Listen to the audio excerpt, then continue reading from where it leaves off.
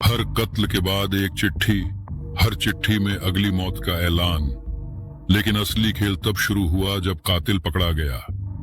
फिर भी चिट्ठियां आती रही। क्या इंस्पेक्टर आर्यन खन्ना इस खूनी पहेली को सुलझा पाएगा, या वो भी इसका अगला शिकार बनेगा? की सड़कों पर सन्नाटा पसरा था। पुलिस की लाल नीली बत्तियां चमक रही थी। सड़क पर अफरा तफरी मची थी। इंस्पेक्टर आर्यन खन्ना धीरे धीरे आगे बढ़े। उनके सामने एक खून से लथपथ लाश पड़ी थी। ये बीते 6 महीनों में छठा मर्डर था, लेकिन इस बार भी कातिल ने अपना निशान छोड़ दिया था। टेबल पर रखी थी एक चिट्ठी थी।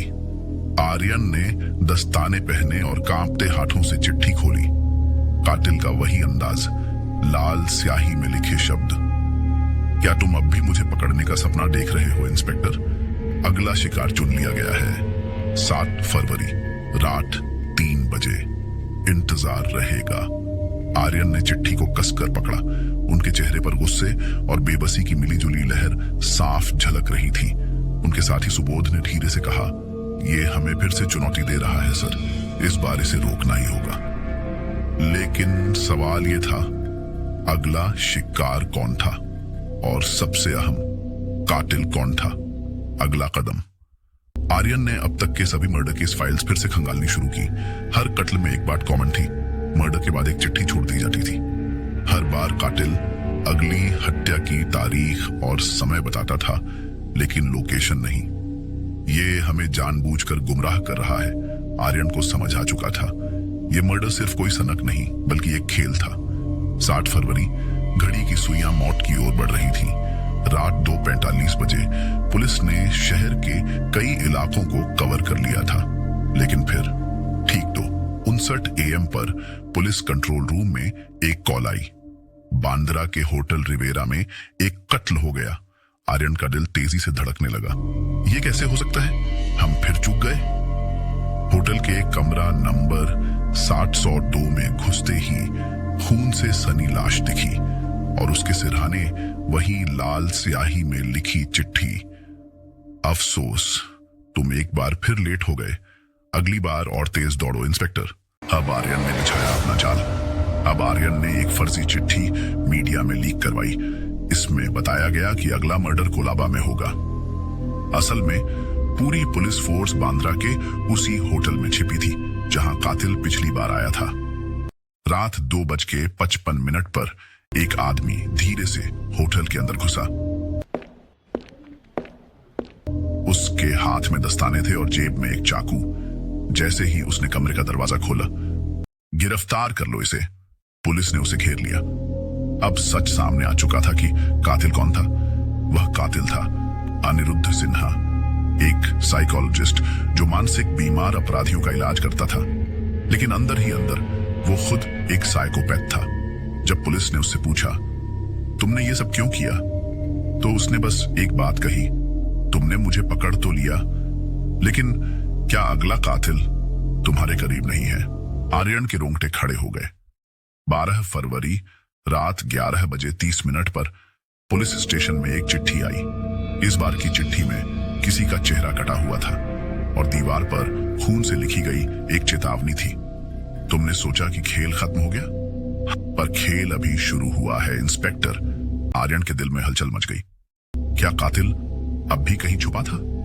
क्या यह सिर्फ एक और चाल थी, या फिर एक और खौफनाक सच था? आर्यन ने चिट्ठी को ध्यान से पढ़ा। उसकी नजरें कांप रही थी। क्या ये वही कातिल था, या फिर कोई नया खिलाड़ी है? आर्यन को महसूस हुआ कि खेल कहीं ज्यादा गहरा और खतरनाक है। आखिरकार पुलिस को उस खतरे का सामना करना था जो कातिल की गिरफ्तारी के बाद भी उनकी जिंदगी में घुस आया था। मुंबई पुलिस स्टेशन में सन्नाटा था। सिर्फ एक मेज पर रखी चिट्ठी और उसमें खून से सना चेहरा माहौल को और भी खौफनाक बना रहे थे। तुमने सोचा कि खेल खत्म हो गया, लेकिन खेल अभी शुरू हुआ है इंस्पेक्टर। इंस्पेक्टर आर्यन खन्ना ने चिट्ठी के हर शब्द को ध्यान से देखा। ये स्टाइल अनिरुद्ध सिन्हा का ही था, लेकिन वो अब भी जेल में था। तो क्या ये उसका कोई साथी है या कोई नया साइकोपैथ? आर्यन ने तुरंत जेल प्रशासन से संपर्क किया और उसने बोला, क्या अनिरुद्ध अभी भी जेल में है? आगे से आवाज आई, हाँ सर। लेकिन जब आर्यन ने उसे देखने का फैसला किया तो उसे वहां जो मिला उसने उसकी दुनिया हिलाकर रख दी। जेल में अनिरुद्ध नहीं था। रात 1 बजे आर्यन मुंबई की सेंट्रल जेल पहुंचा, लेकिन जब जेलर ने उसे अनिरुद्ध की कोठरी दिखाई तो वहां एक नकली शव पड़ा था। ये कैसे हो सकता है? जेलर घबराया हुआ था। आर्यन ने करीब जाकर गौर से देखा, वो तो सिलिकॉन मास्क और नकली खून से तैयार किया गया एक नकली शरीर था। असली अनिरुद्ध तो 2 दिन पहले ही फरार हो चुका था। अब सारी कड़ियां जुड़ने लगी। 12 फरवरी को आई चिट्ठी अनिरुद्ध ने ही भेजी थी। उसने पहले से ही अपनी योजना बना रखी थी। अब वो बाहर था और अगला कदम उठाने वाला था। 15 फरवरी, अगला शिकार कौन? आर्यन जानता था कि अनिरुद्ध अब किसी बड़े शिकार की तलाश में था। 14 फरवरी की रात पुलिस स्टेशन में फिर एक और चिट्ठी आई। तैयार हो जाओ इंस्पेक्टर, घड़ी की टिक-टिक सुनाई दे रही थी।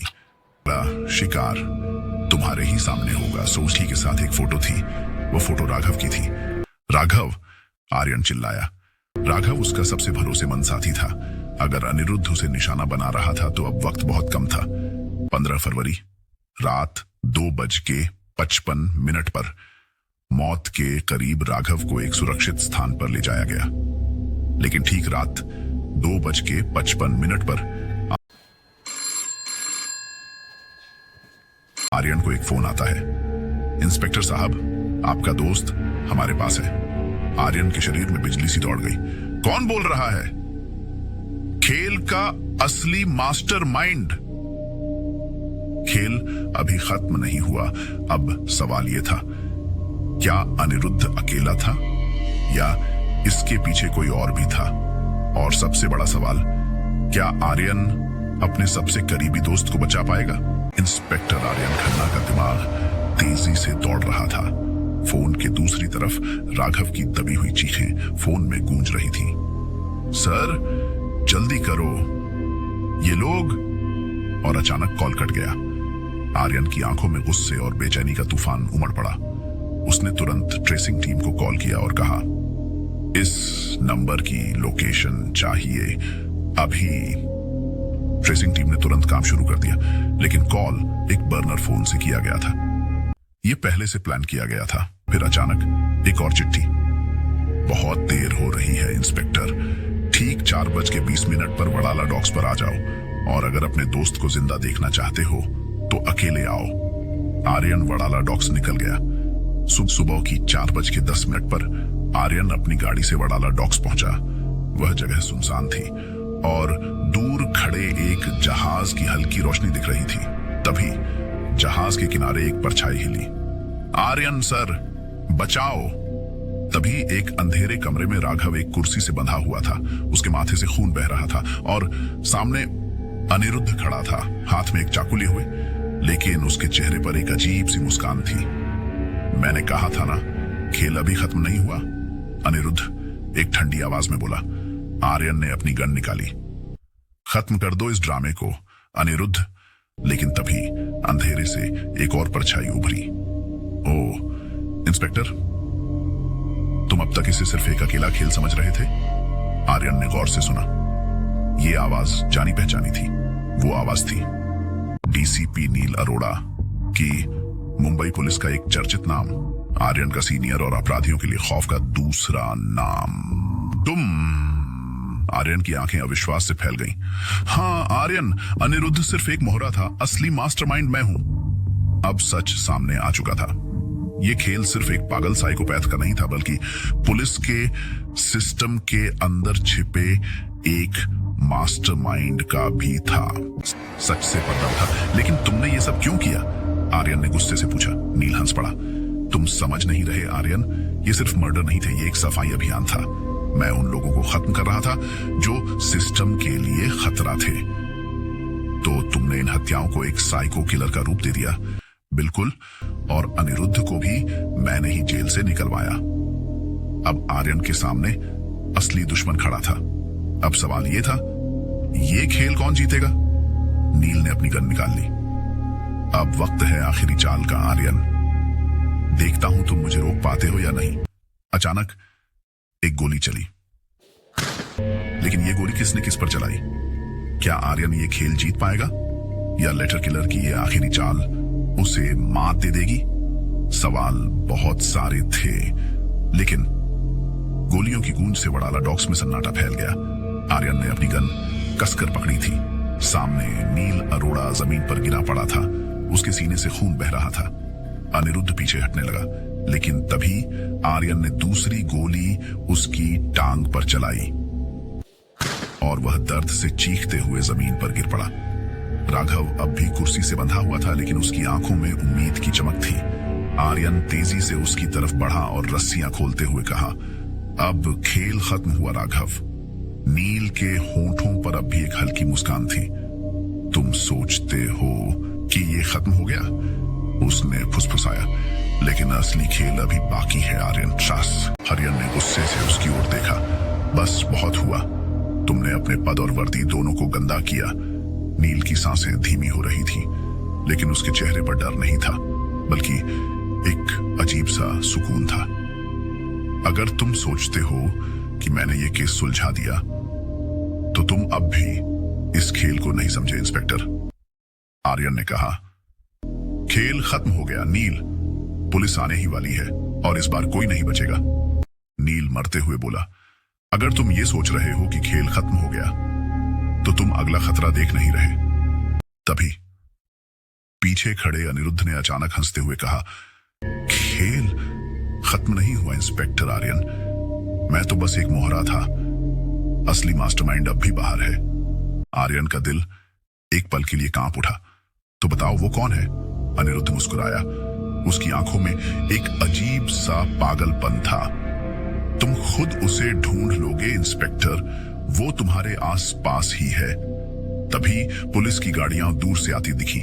आर्यन ने एक गहरी सांस ली और अपनी गन वापस कमर पर लगे कवर में डाली। फिर उसने राघव को सहारा देकर खड़ा किया। चलो राघव, अब इस केस को हमेशा के लिए खत्म कर देते हैं। पुलिस टीम अनिरुद्ध को पकड़कर ले जाती है। 3 महीने बाद नील अरोड़ा की मौत हो चुकी थी। अनिरुद्ध उम्र कैद की सजा काट रहा था। मुंबई पुलिस के लेटर किलर केस की फाइल अब आधिकारिक रूप से बंद हो चुकी थी, लेकिन इंस्पेक्टर आर्यन के मन में अब भी एक सवाल गूंज रहा था, जो आपके दिमाग में भी गूंज रहा होगा। क्या सच में यह खत्म हो चुका है, या कोई अब भी छुपा बैठा है अगली चाल चलने के लिए? आपको क्या लगता है? नीचे कमेंट में बताएं, और ऐसी ही रहस्यमयी कहानियों के लिए चैनल को सब्सक्राइब करना न भूलें।